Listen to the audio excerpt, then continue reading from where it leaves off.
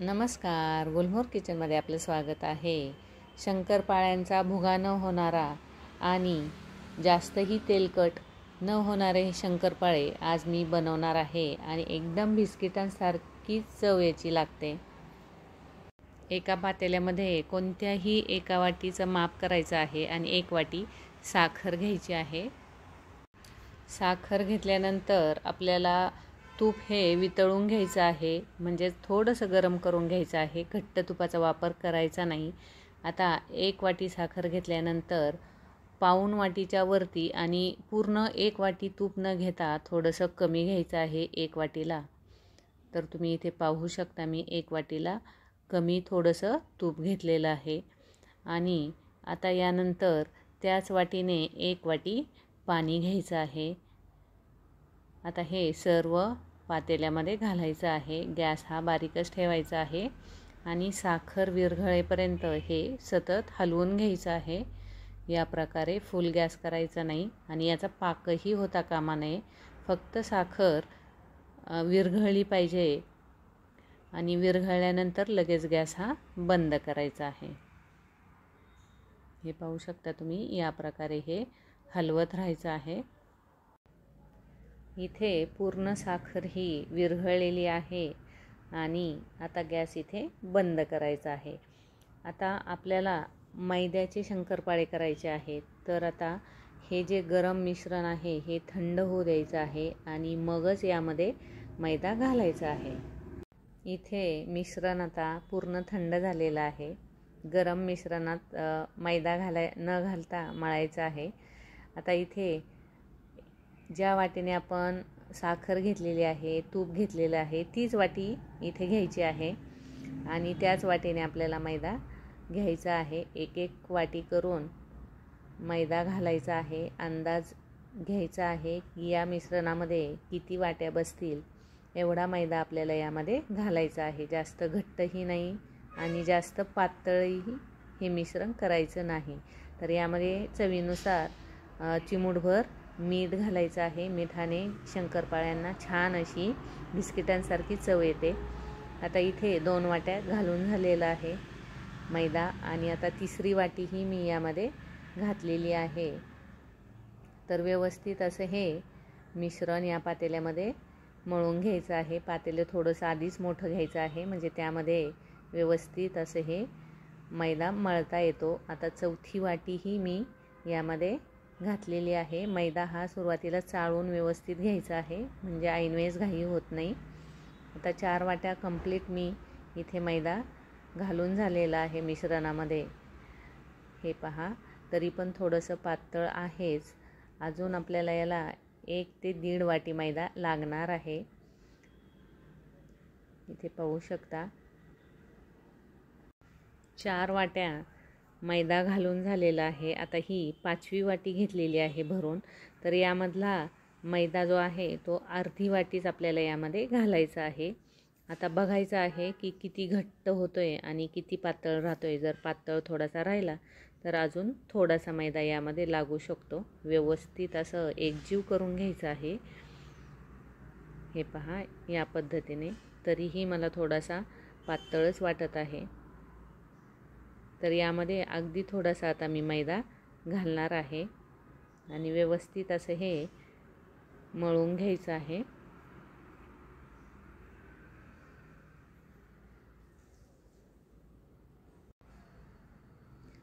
थोडंसं पातळ असल्यामुळे मी याला अजून थोडासा मैदा घालणार आहे आणि इथे हा मैदा एवढा पूर्ण होणार आहे. तर 1 वाटी मापासाठी जवळजवळ 4.25 वाटी मैदा हा व्यवस्थित असा बसतो. तर तुम्ही पण अंदाज घेऊनच हे पीठ मळायचं आहे, म्हणजे शंकरपाळे व्यवस्थित शंकरपाळ्यांचा आकार होईल. इथे पाहू शकता याप्रमाणे हा मैदा मी मळून घेतलेला आहे. जास्त घट्ट पण नाही आणि जास्त पातळ पण नाही. हे पहा, या प्रकारे हा मैदा आपल्याला मळून घ्यायचा आहे. आता व्यवस्थित असं मळून झाल्यानंतर याला अर्धा तास तरी भिजवून द्यायचं आहे आणि मग शंकरपाळे करायला घ्यायचे आहेत. हे पहा, 5वी वाटी जी घेतली होती त्यातला एवढा मैदा हा उरलेला आहे.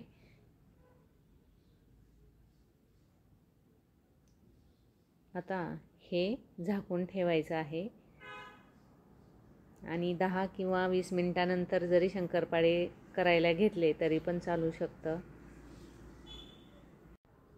आता इथे व्यवस्थित असं हे पीठ भिजलेलं आहे आणि हे शंकरपाळे जे आहे ती मी ओट्यावरच लाटणार आहे, कारण ओट्यावर काय होतं, व्यवस्थित असे लाटले जातात आणि पोळपाटाचा खूप आवाज होतो लाटताना, कारण मैदा हा जरा थोडासा घट्ट असल्यामुळे थोडासा जोर देऊन त्याची पोळी लाटावी लागते. आणि इथे पाहू शकता तुम्ही, या प्रकारे आता सर्व उंडे करून घ्यायचे आहेत. उंडे करून झाल्यानंतर आता मैद्याची छान अशी पोळी लाटून घ्यायची आहे. आता तुम्हाला जेवढे जाड किंवा पातळ शंकरपाळे करायचे आहे तेवढी मोठी अशी पोळी करून घ्यायची आहे.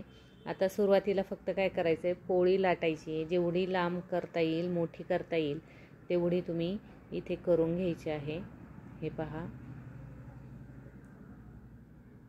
या प्रकारे आता मी पोळी ही लाटून घेणार आहे.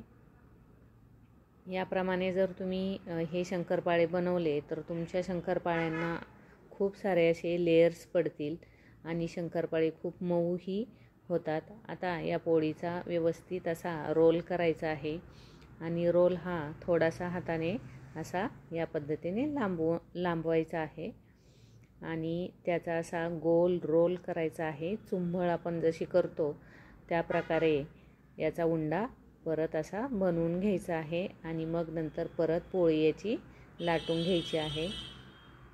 हे पहा, याप्रमाणे. आता मधला भाग हा जरा थोडासा सुटूही शकतो, पण त्याला परत असा दाबून व्यवस्थित परत पोळी ही लाटून घ्यायची आहे. हे पहा, याप्रमाणे. आपल्या पोळीच्या आकारातच ही पोळी लाटून घ्यायची आहे.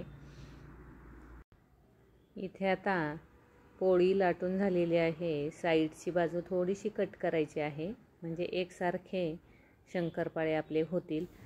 आता हव्या त्या आकारात तुम्ही इथे शंकरपाळे कट करू शकता. आता मी थोडीशी साईज ही छोटी ठेवणार आहे, त्याच्यामुळे या प्रकारे मी असे कापत आहे.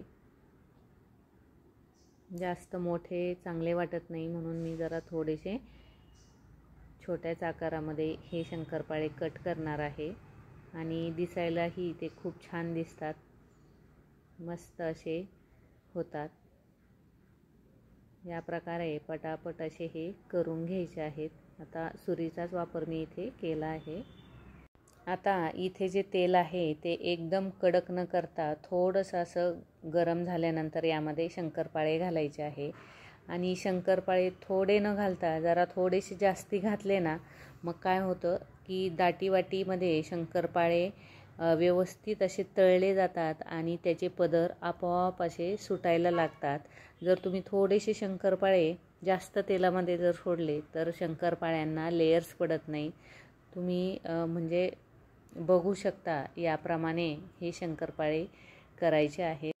गॅस आता मी इथे मीडियम केलेला आहे आणि बिस्किटांसारखा हा रंग म्हणजे बदामी रंगावर हे शंकरपाळे आपल्याला करून घ्यायचे आहे. फुल गॅसवर शंकरपाळे तळायचे नाहीत, नाहीतर मग वरती सगळा लाल रंग आणि आतमध्ये कच्चंच पीठ राहू शकतं. त्यामुळे या पद्धतीने हे शंकरपाळे तळले तर तुमचेही शंकरपाळे खूप छान असे होतील. आता इथे हे शंकरपाळे मी बदामी रंगावर तळून घेतलेले आहे. मस्त असा रंग याचा आलेला आहे, इथे पाहू शकता तुम्ही. आता याला काही लेयर्स पण आलेले आहेत, मस्त असे झाले. याचप्रमाणे सर्व शंकरपाळे हे तळून घ्यायचे आहेत. इथे सर्व शंकरपाळे हे छान असे एकसारखे तळले गेलेले आहेत. याप्रमाणे जर तुम्ही शंकरपाळे बनवले तर अजिबात त्याचा भुगा होणार नाही आणि तेलकटही होणार नाही. हा व्हिडिओ आवडला असेल तर लाईक आणि सबस्क्राईब करायला विसरू नका.